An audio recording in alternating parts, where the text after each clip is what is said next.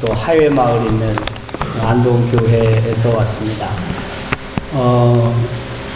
사실 이 예배당은 제 홈그라운드가 아닙니다.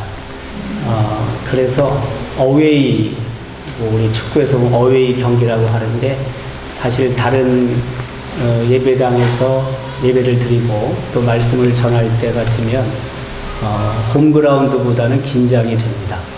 그런데 오늘 이곳에서 저는 우리 교회 안수 집사님을 만났습니다. 우리 박경봉 집사님이신데, 저희 중등부 부장으로 수고하시는 분인데 안동대학교 교수로 계십니다. 근데 학생들과 함께 이 프랑크푸르트에 오셨다가 이곳 프랑크푸르트 우리 교회 예배리로 오셨대요. 저는 우리 박 집사님이 여기 올 거라고 전혀 생각도 못했는데 이렇게 응원군이 제게 생겼습니다. 그래서 제가 용기를 내어 하나님의 말씀을 전하게 됐습니다. 하나님께서 이렇게 생각지도 못한 사람들을 붙여주시고 또 그분들을 통하여 하나님의 존재와 또 하나님의 능력을 늘 깨닫게 하시지요. 오늘날 그 건축과 토목 기술의 발달로 인해 바다 밑의 길들이 만들어집니다. 그 바다 밑의 길을 통해 수많은 차량들이 오고 가죠. 그런데 지금부터 무려 3000여 년 전에 바다 밑의 길이 만들어졌습니다. 여러분 한번 생각해 보십시오. 지금과 같은 형태의 터널의 모습은 아니지만 하나님께서는 바다 밑의 길을 만드시고 그 바다 밑의 길을 통해 수많은 사람들이 지나가게 하셨고 또한 수많은 짐승들도 지나갈 수 있게 하셨습니다. 이스라엘 백성이 애굽에서 무려 430년 동안 노예의 삶을 삽니다. 애굽의 왕 바로가 어렵게 승낙을 해서 모세를 지도자로 하였고 장정만 60만 명, 어린아이와 여성들까지 포함하면, 노인들, 어린이 포함하면 학자들은 무려 200여만 명이 될 거라고 말하는데, 그 많은 사람들이 가나안 땅을 향해 애굽을 출발하게 되죠. 그런데 그들 앞에 큰 바다가 놓였습니다. 우리가 알고 있는 홍해입니다. 그 홍해 바다를 앞에 두고 이스라엘 백성은 두려워했죠. 뒤에는 당시 세계 최강의 하나인 애굽의 군대가 쫓아오고 있었습니다. 여러분, 바다를 건너기 위해선 배가 필요합니다.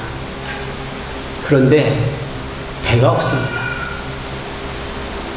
200만 명이나 되는 사람들을 실어 나를 배가 있겠습니까? 또 그 배를 어떻게 당장 만들 수 있겠습니까?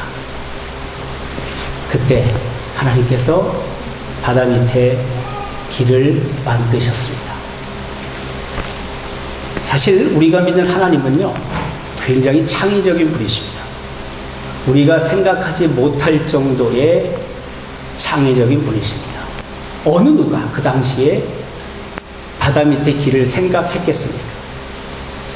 하지만 하나님께서는 바다 밑에 길을 만드시고 이스라엘 백성과 짐승들을 걷게 하셨습니다. 출애굽기 14장 21절은 당시의 상황을 이렇게 기록하고 있습니다. 모세가 바다 위로 손을 내밀매 여호와께서 큰 동풍이 밤새도록 바닷물을 물러가게 하시니 물이 갈라져 바다가 마른 땅이 된지라. 물이 갈라졌고 그리고 거기에 길이 생겼고 또한 동쪽에서 건조한 뜨거운 바람이 불어와서 마르게 하셨습니다. 여러분, 썰물이 들어왔다가 다시 밀물로 빠져나가고 밀물로 들어왔다 썰물이 빠져나갔을 때 그 바다를 걸어보면 사실은 그 신발에, 구두에, 운동화에 온갖 진흙들, 갯벌 이런 것들이 붙어 있기 때문에 걷기가 힘들어요. 바다 밑에 길을 만든 것도 중요하지만 말이에요. 걸을 수 있게 돼야 돼요. 그 질퍽한 것이 말라야 되죠. 하나님께서는 물을 흐르지 못하게 하셨을 뿐만이 아니라 길을 만드셨을 뿐만이 아니라 그 길을 마르게 하셔서 이스라엘 백성이 쉽게 건널 수 있도록 하셨죠. 우리가 생각하는 것 이상으로 하나님은 세밀하신 분입니다. 우리가 전혀 생각하지 못하는 일까지도 하나님은 생각하셨다가 준비시키시고 그것을 통하여 우리로 하여금 누리게 하시는 분입니다. 하나님께서는 이처럼 예상하지 못한 방법을 통해서 이스라엘 백성을 가나안 땅으로 인도하셨습니다. 오늘 본문은 수백 년이 지난 후에 아삽에 의하여 당시의 상황을 찬양할 수 있도록 하나님께서 우리로 하여금 읽을 수 있도록 하신 본문의 말씀입니다. 그렇다면 전능하신 하나님께서 만드신 바다 밑의 길은 어떤 길일까요? 첫 번째는 구원의 길이라고 할 수가 있습니다. 이미 언급하고 있지만 하나님께서 홍해 바다 밑에 만드신 큰 길은 구원의 길이었습니다. 이스라엘 백성이 애굽의 군대로부터의 추격을 따돌리고 가나안을 향하여 나아갈 수 있도록 만드신 그 큰 길은 다른 길이 아니라 구원의 길이었습니다. 여러분, 일반적으로 바다 밑속으로 들어가면 죽습니다. 죽을 수밖에 없습니다. 어떻게 살겠습니까? 그런데 하나님께서는 이스라엘 백성을 바다 밑으로 들어가게 하셨습니다. 물론 길을 만들어 놓고 하나님께서 들어가게 하셨지만, 그러나 물이 흐르지 않는, 옆에 물이 더 이상 흐르지 않는 것을 보면서 백성이 그 길을 향해 나간다는 것은 사실 보통의 믿음이 아니고서는 할 수 없는 일입니다. 물이 멈춰서 있고 언제 물이 다시 흐르게 될지 모르는 상황 속에서 이스라엘 백성은 그러나 하나님이 만드신 그 바다 밑의 길을 따라 걷습니다. 이 길이 구원의 길이었기 때문에 이스라엘 백성은 걷지 않으면 안 되었다고 할 수가 있습니다. 오늘 본문 15절은 이렇게 기록하고 있습니다. 주의 팔로 주의 백성 곧 야곱과 요셉의 자손을 속량하셨나이다. 이 속량이라는 단어가 구원이라는 뜻입니다. 일반적으로 대가를 지급하고 속방 상태로부터 풀려나는 것을 말합니다.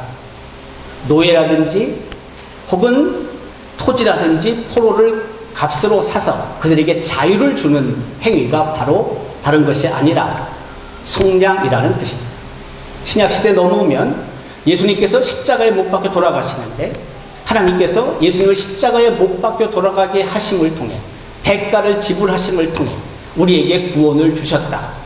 이게 바로 속량인 것입니다. 속량, 그것은 구원입니다. 하나님께서 바다 밑에 만드신 길은 바로 구원의 길이었다 이 말씀입니다. 안동에 처음으로 복음이 전해진 것은 1893년도입니다. 당시 부산에 선교사로 계셨던 배위량 선교사님, 영어로는 윌리엄 베어드입니다. 그는 숭실대학교를 설립한 분입니다. 그 선교사님께서 부산과 경남 지역 선교를 하시다가 대구와 경북 쪽에 복음을 전하기 위하여 부산을 출발하셨어요. 1893년 4월 17일 동네를 출발하여 청도 밀양을 거쳐 대구를 지나 상주, 안동, 영천을 거쳐서 울산으로 가고 경주로 갔다 울산으로 가시고 다시 부산으로 가셨어요. 그게 바로 대구와 경상북도 지역에 처음으로 복음이 전해진 것입니다. 안동은 1893년 5월 5일 배위량 선교사님과 그 일행이 하루도 채 되지 않는 아마 한 열 몇 시간 정도 머물렀을 것으로 추측이 되는데 그때 안동에 복음을 전하셨어요. 이후에 여러 선교사님들이 간헐적으로 안동 지역에 오셔서 복음을 전하게 됩니다. 1895년도에 대구 성교부가 세워졌습니다. 근데 대구에서 안동까지의 거리는 한 120km가 돼요. 걸어서 한 3일 길쯤 되거든요. 효율적이지 않죠. 그래서 대구 성교부로부터 안동 성교부를 세울 것을 결정합니다. 그게 1908년도. 다시요. 1893년도에 첫 복음이 안동에 뿌려졌고 2년이 지난 1895년도에 대구의 성교부가 세워졌고 그 이후 13년이 지나 1908년도에 안동에 성교부가 세워졌습니다. 성교부가 세워진다는 뜻은 본격적으로 선교사들이 거주하면서 상주하면서 복음을 전하겠다는 뜻입니다. 그때 처음으로 안동 선교부 주재 선교사로 온 분이 체이스 크랜포드 소트라는 선교사입니다. 그는 만 28살 때에 안동에 왔습니다. 복음을 전하다가 1년도 채 되지 않아 풍토병을 얻어 순교했습니다. 그와 함께 주재 선교사로 있던 분이 오 월번이라는 선교사입니다. 영어 이름은 아터 가너 웰본입니다. 그는 1900년도에 서울로 들어왔습니다. 미국 북장로교 선교사였는데 1900년 서울로 들어왔다가 서울과 경기와 강원도 지역을 선교하시다가 강원도 지역 원주에서 선교 최종으로 하셨는데 최종적으로 그러다가 원주 지역이 감리교 지역으로 넘어가면서 장로교 목사기 때문에 선교사기 때문에 다른 선교지를 찾아오게 됐는데 그게 바로 안동이었습니다. 1909년도 1월에 그가 안동에 내려왔습니다. 사실 아마 그의 계획에 따른 것은 아니었을 것 같아요. 그런데 하나님께서는 소테라는 선교사와 오월번 선교사라는 두 분을 통해 안동 선교의 새로운 장을 열게 하셨고 9월의 복음을 본격적으로 안동에 전하게 하셨습니다. 저희 교회는 109년이 됐습니다. 올해 109년을 맞이하는데 세워진 이후에 지금까지 하나님께서 그 지역의 모 교회로 사용하고 계십니다. 어느 누가 첫 번째 선교사가 세상을 떠나게 함으로 그 지역의 순교의 피가 흐르고 복음의 열매가 주렁주렁 맺힐 수 있을 거라고 생각했습니다. 원주라는 지역을 선교하고 있던 유능한 선교사가 감리교 지역으로 결정이 되면서 안동 땅으로 넘어와 안동에서 복음을 전할 수 있도록 상상한 사람이 누구겠습니까? 하나님께서는 안동에 바다 밑에 구원의 길을 만드시고 선교사들을 보내서 복음을 전하게 하시고 그리고 오늘날 안동 지역의 복음이 평만하게 하셨습니다. 오늘 본문 기록에 의하면 하나님께서 주의 길을 만드셨지만 주의 발자취는 알 수 없다라고 본문을 기록합니다.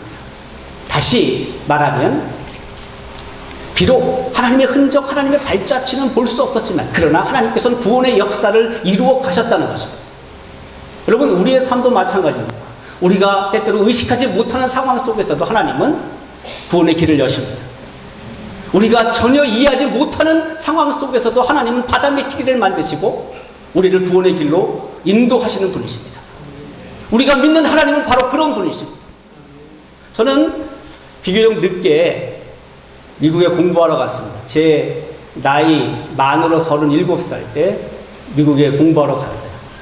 7월 달에 제가 미국에 들어갔는데 그 해에 IMF가 터졌습니다.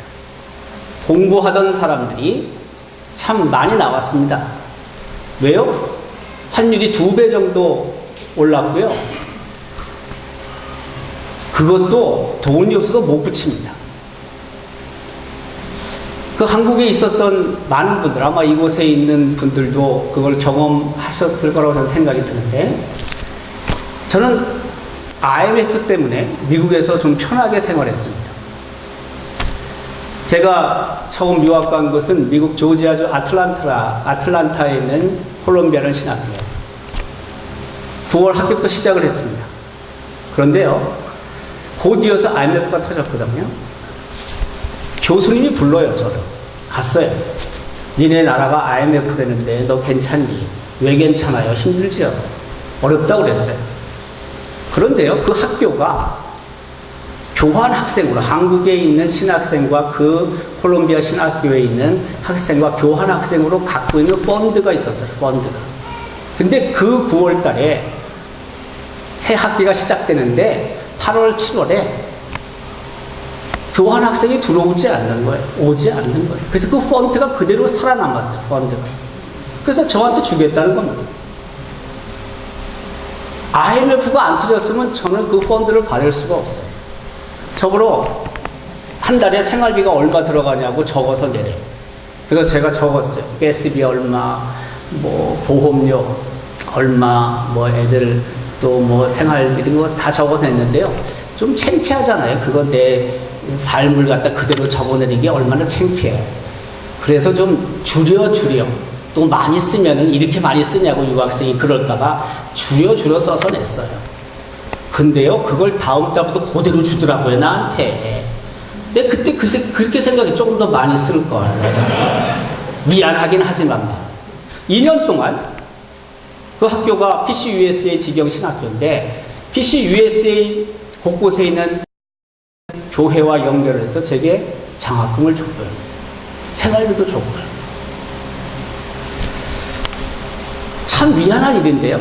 IMF가 터지지 않았으면 저는 위스콘신 제1장로교로부터 장학금도 못 받았고요. 학교가 갖고 있는 펀드도 제게 주지 않았을 것입니다. 하나님은 바다 밑에 길을 만드시고 우리를 구원하시는 분이심에 틀림이 없습니다. 저도 미국에 6년 동안 공부함이 있었어요. 힘들어요. 이민교회들 힘듭니다. 여러분들은 뭐 미국의 경우는 보통 이민교회라고 부르는데요. 그 밖의 교회들은 이민교회라고 별로 부르지 않는 거거든요. 한인교회라고 부르는 경우가 많은데 힘듭니다. 우리 목사님 오늘 독일교회 이런 얘기 다 하시는데요. 거기도 똑같습니다. 미국에 있는 교회 렌트에서요, 김치 냄새 난다고 뭐라 그러죠? 뭐 청소 수없이 얘기하는 겁니다. 네. 그렇지만 한국이 아닌 다른 나라에 와서 공부를 하든 사업을 하든 직장을 갖든 내가 전혀 의식하지 못하는 상황 속에서도 하나님께서는 바다 밑에 길을 만드시고 우리를 구원으로 인도하시는 분임에 틀림이 없습니다. 우리는 그 하나님을 의지해야 하고 우리는 그 하나님을 붙잡아야 하고 그 하나님을 신뢰하면서 하나님이 베푸실 은혜를, 구원의 역사를 기대해야 하는 것이죠. 하나님은 그렇게 우리를 인도하십니다. 두 번째로 바다 밑에 하나님이 만드신 길은 지름길입니다. 오늘 본문 19절을 이렇게 기록하고 있습니다. 주의 길이 바다에 있었고 주의 곧은 길이 큰 물에 있었으나 주의 발자취를 알 수 없었나이다. 곧은 길, 이 곧은 길을 개역성경은 지름길이라고 번역합니다. 지름길이 무엇입니까? 가장 가까운 길입니다. 지름길이 무엇입니까? 가장 빠르게 갈 수 있는 길입니다. 하나님께서 만드신 바다 밑의 길은 이스라엘 백성이 애국 군대로부터 탈출할 수 있는 가장 빠른 지름길이었다 이 말씀이에요. 하나님께서 바다 밑에 만드신 길은 이스라엘 백성이 가나안 땅으로 가기 위한 가장 짧은 길이었다 이 말씀. 누가 바다 밑에 길을 생각합니까? 아무도 생각할 수 없어요. 돌아가든지 아니면 다리를 만들든지 아니면 배를 만들어야 됩니다. 근데 모든 것이 시간이 많이 걸려요. 어려워요.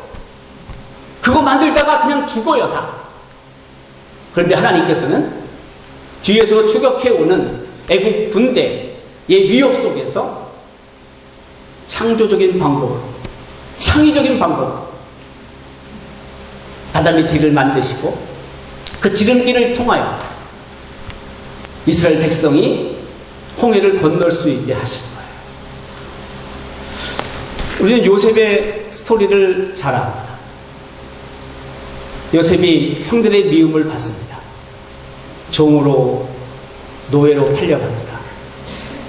그는 애굽의 경호대장의 집에서 총무의 일을 했습니다. 여러분, 총무의 일을 한다 하더라도 종은 종입니다.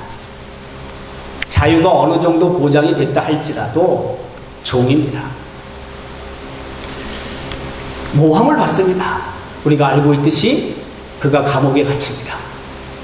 감옥에서 중요한 사람을 만나지 않습니까? 애굽의 왕 바로 밑에서 일하던 신하들을 만납니다. 떡 굽는 신하, 술 맡은 관원장을 만납니다.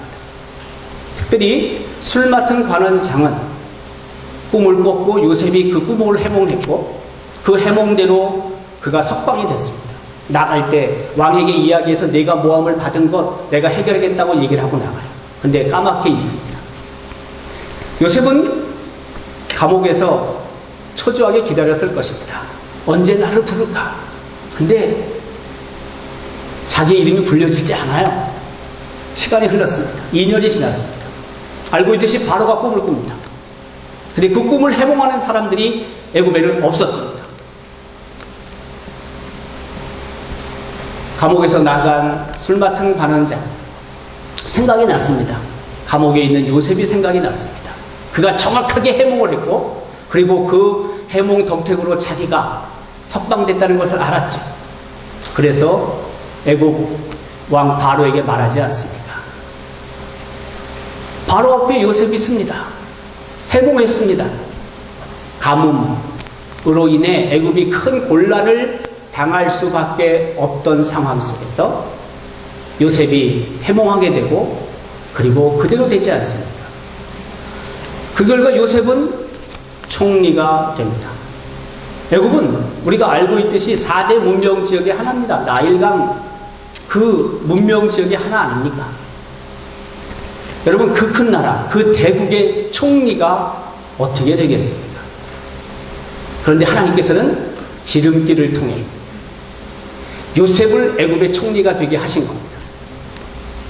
총리가 된 나이가 30. 학자들은 추정하기에 그가 가나안 땅에서 애굽으로 팔려온 나이를 17세로 봅니다. 13년 동안 그가 애굽 땅에서 고난을 당했습니다. 여러분, 다른 나라에 가서 13년 동안 살면서 지난 후에 총리 되는 사람 있습니까? 없어요. 어떻게 총리가 됩니까, 여러분? 2세들, 3세들, 4세들 정도 돼야지 그래도 뭔가 고위직에 갈 수 있는 겁니다. 13년 만에 하나님께서는 요셉을 강대국인 애굽의 총리가 되게 하셨어요. 종으로 팔려갔습니다. 모함을 받았습니다. 감옥에 있었습니다. 근데 그것이 알고 보니까 지름길이었다는 말씀이에요.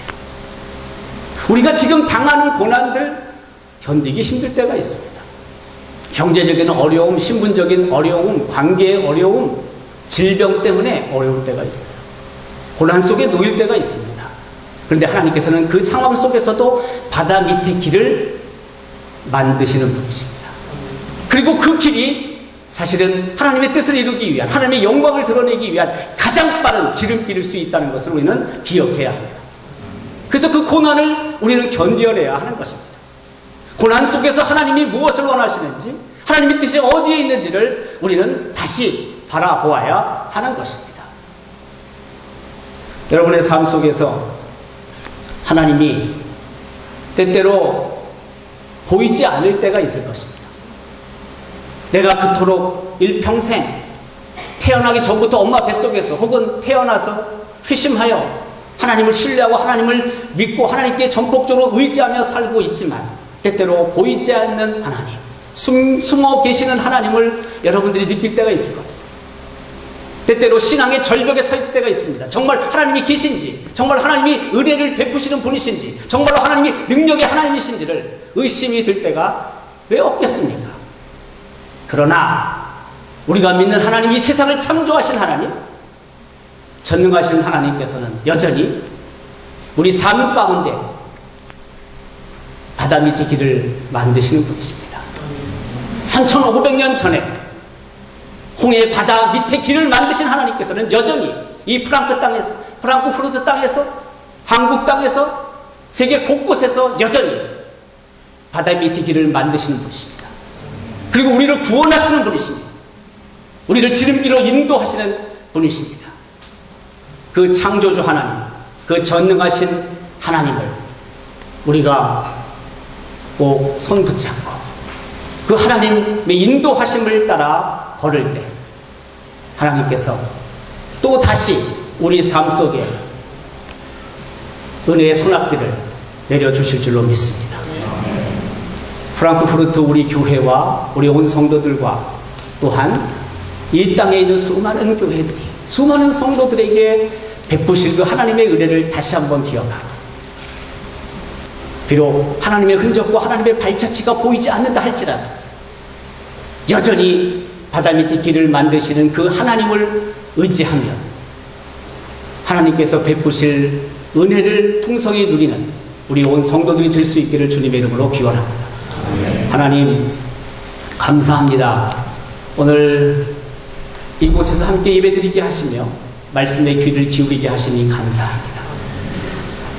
바다 밑에 길을 만드시는 하나님, 수천 년 전에 홍해 바다 밑에 길을 만드셨던 하나님, 그러나 여전히 오늘도 바다 밑에 길을 만드셔서 우리를 구원하시고 우리를 인도하시고 우리를 지름길로 가게 하시는 그 하나님이심을 우리가 믿게 하시고 그 믿음의 줄을 우리가 바라보게 하시고 손잡게 하시고, 그래서 결국에는 풍성한 하나님의 은혜를 누리며 살아가는 우리 온 하나님의 백성들이 되게 하여 주옵소서.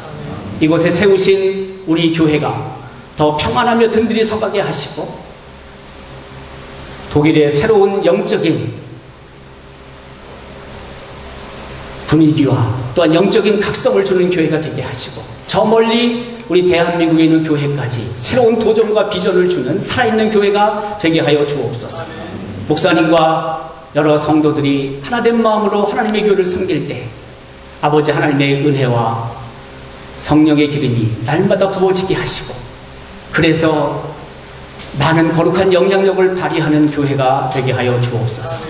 감사합니다. 고맙습니다. 예수님의 이름으로 기도드리옵나이다. 아멘.